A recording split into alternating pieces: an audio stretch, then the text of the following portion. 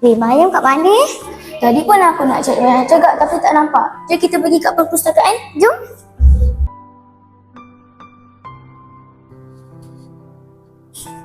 Kita mau baca Al-Quran.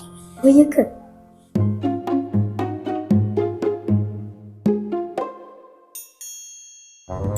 Macam mana makan hari ni? Sedap?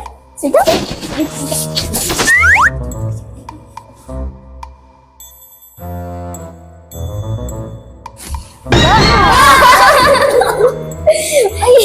Untunglah korang ni.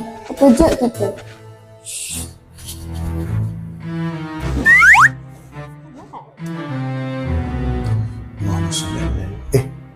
Kenapa pula budak-budak ni kat sini? Berdiri-berdiri dekat perpustakaan. Kenapa tak masuk dalam?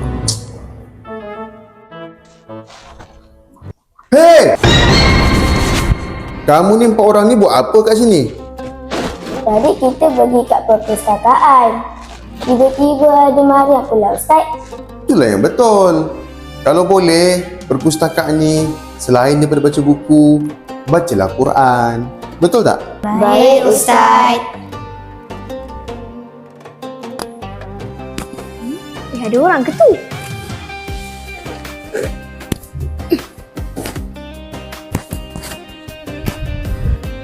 Korang buat apa kat sini? Kita tunjukkan awak.